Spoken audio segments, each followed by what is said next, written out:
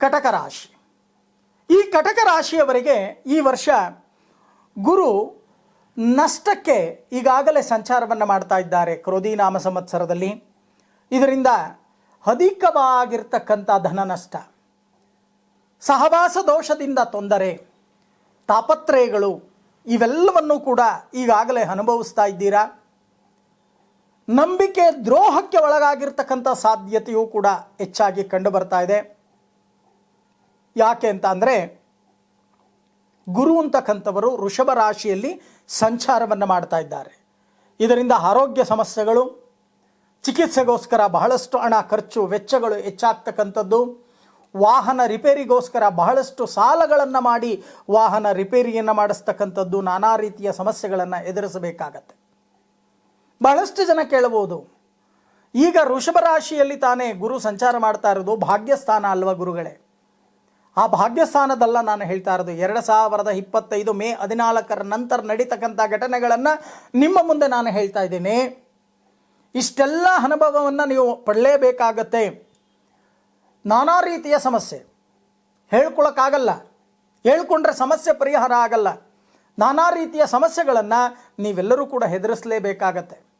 ಕುಟುಂಬದಲ್ಲಿ ಅಶಾಂತಿ, ಸತಿ ಪತಿಯ ಕಲಹ ಅಂದರೆ ಗಂಡ ಹೆಂಡರ ಜಗಳ. ದೊಡ್ಡವರು ಹೇಳ್ತಾರೆ ಗಂಡ ಹೆಂಡರ ಜಗಳ ಉಂಡು ಮಲಗೋ ತನಕ ಇರಬೇಕೇ ವಿನಃ ಉಂಡು ಮಲಗೋದ ಮೇಲೂ ಕೂಡ ಅದು ಅಭಿವೃದ್ಧಿ ಆಗಬಾರದು. ಅಭಿವೃದ್ಧಿ ಆದರೆ ಇಲ್ಲೇ ಇರತಕ್ಕಂಥ ಸಮಸ್ಯೆಗಳು ಕುಟುಂಬದಲ್ಲಿ ಉತ್ಪತ್ತಿಯಾಗತ್ತೆ. ಅದಕ್ಕೋಸ್ಕರನೇ ನಾನೊಂದು ಕಿವಿ ಮಾತನ್ನು ನಿಮ್ಮ ಮುಂದೆ ಹೇಳ್ತೇನೆ. ಪ್ರತಿಯೊಬ್ಬರ ಮನೆಯಲ್ಲೂ ಕೂಡ ಕಷ್ಟ ಕಾರ್ಪಣ್ಯಗಳು, ಪ್ರತಿಯೊಂದು ರಾಶಿಗಳಲ್ಲೂ ಕೂಡ ಕಷ್ಟ ಕಾರ್ಪಣ್ಯಗಳು ಅಂತಕ್ಕಂಥದ್ದು ಇರುತ್ತೆ. ಇದನ್ನು ಅಚ್ಚ ಕನ್ನಡದಲ್ಲಿ ಗಾದೆಯ ಮಾತಲ್ಲಿ ಹೇಳಬೇಕು ಅಂತ ಅಂದರೆ ಎಲ್ಲರ ಮನೆಯ ದೋಸೆಯು ತೂತೆ. ತೂತಿಲ್ಲದೆ ಇರತಕ್ಕಂಥ ದೋಸೆ ಯಾರ ಮನೆಯಲ್ಲೂ ಕೂಡ ಸಿಗಲ್ಲ. ಒಂದಲ್ಲ ಒಂದು ಸಮಸ್ಯೆ ಒಂದೊಂದು ಕುಟುಂಬಗಳಿಗೆ ಇರುತ್ತೆ. ಆದರೆ ಅದನ್ನು ಸರಿಪಡಿಸ್ತಕ್ಕಂಥ ಕೆಲಸವನ್ನು, ಶಾಂತಿ ರೀತಿಯಿಂದ ವರ್ತಿಸ್ತಕ್ಕಂಥ ಕೆಲಸವನ್ನು ಮಾಡಬೇಕು. ಅಹಂ ಅಂತಕ್ಕಂಥದ್ದು ಅಧಿಕವಾಗತ್ತೆ ಮಿಥುನ ರಾಶಿಯವರಿಗೆ ಈ ವರ್ಷದಲ್ಲಿ. ನಾನು ಅಂತಕ್ಕಂಥದ್ದು ಅಧಿಕವಾಗತ್ತೆ. ನಾನು ಅಂತಕ್ಕಂಥದ್ದು ಅಧಿಕವಾದಾಗ ನಾನಾ ರೀತಿಯ ಸಮಸ್ಯೆಗಳು ಅಂತಕ್ಕಂಥದ್ದು ಕಂಡುಬರುತ್ತೆ. ನೀವೇ ಹಗಲಲ್ಲಿ ಬಾವಿಯನ್ನು ತೋಡಿ ರಾತ್ರಿ ಆ ಬಾವಿಯಲ್ಲಿ ನೀವೇ ಬೀಳ್ತಕ್ಕಂಥ ಒಂದು ಪರಿಸ್ಥಿತಿ. ಅಯ್ಯೋ ನಾನೇ ಮಾಡ್ಕೊಂಬಿಟ್ಟೆ, ಸ್ವಯಂಕೃತ ಅಪರಾಧಗಳನ್ನು ಮಾಡ್ಕೊಂಬಿಟ್ಟೆ ಅಂತ ಯೋಚನೆ, ತಲೆ ಮೇಲೆ ಕೈ ಹೊತ್ಕೊಂಡು ಕೂತ್ಕೊಳ್ತಕ್ಕಂಥ ಸಾಧ್ಯತೆಗಳು ಕೂಡ ಹೆಚ್ಚಾಗಿ ಕಂಡುಬರುತ್ತೆ. ಇನ್ನು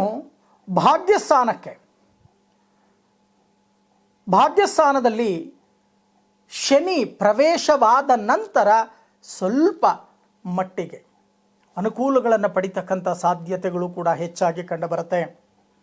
ಅನುಕೂಲಗಳನ್ನು ಯಾವ ರೀತಿ ನೀವು ಉಪಯೋಗಿಸ್ಕೋಬೇಕು? ಆ ಶನಿ ಪೇಚಿ ಆದಾಗ, ಶನಿ ತನ್ನ ಸ್ಥಾನ ಬದಲಾವಣೆಯನ್ನು ಮಾಡಿಕೊಳ್ತಕ್ಕಂಥ ಸಮಯದಲ್ಲಿ ಎಲ್ಲಾದರೂ ಶನಿ ಶಾಂತಿ ಹೋಮವನ್ನು ಆಚರಣೆಯನ್ನು ಮಾಡಿ ಭಾಗ್ಯಸ್ಥಾನಕ್ಕೆ ಅವರು ಬರ್ತಕ್ಕಂಥ ಸಮಯದಲ್ಲಿ ಒಳ್ಳೆಯ ರೀತಿಯಲ್ಲಿ ಭಕ್ತಿ ಭಾವದಿಂದ ಅವರನ್ನು ಬರಮಾಡ್ಕೊಳ್ತಕ್ಕಂಥ ಕೆಲಸವನ್ನು ಮಾಡಬೇಕು. ಉದಾಹರಣೆಯನ್ನು ನಾನು ಹೇಳಬೇಕು ಅಂತ ಅಂದರೆ, ನಿಮ್ಮ ಮನೆಗೆ ಯಾರಾದರೂ ಗೆಸ್ಟ್ ಬರ್ತಾರೆ. ಆ ಗೆಸ್ಟ್ ಬಂದಾಗ ಅವರನ್ನು ಒಳ್ಳೆಯ ರೀತಿಯಲ್ಲಿ ಸ್ವಾಗತಿಸಿ ಅವರಿಗೆ ಸತ್ಕಾರ್ಯಗಳನ್ನು ಮಾಡಬೇಕು. ಒಬ್ಬ ನರಮಾನವನಿಗೆ ಮನೆಗೆ ಯಾರಾದರೂ ಅತಿಥಿಗಳು ಬಂದರೆ ಇಷ್ಟೆಲ್ಲ ಕೂಡ ನಾವು ಮಾಡ್ತೇವೆ. ಆದರೆ ಗ್ರಹಗಳು ನಮಗೆ ಭಾಗ್ಯಸ್ಥಾನಕ್ಕೆ ಬಂದಾಗ ನಾವು ಯಾವ ರೀತಿಯ ಕೈಂಕರ್ಯಗಳನ್ನು ಮಾಡಬೇಕು ಅಂತಕ್ಕಂಥದ್ದನ್ನು ಸ್ವಲ್ಪ ಯೋಚನೆಯನ್ನು ಮಾಡಿ.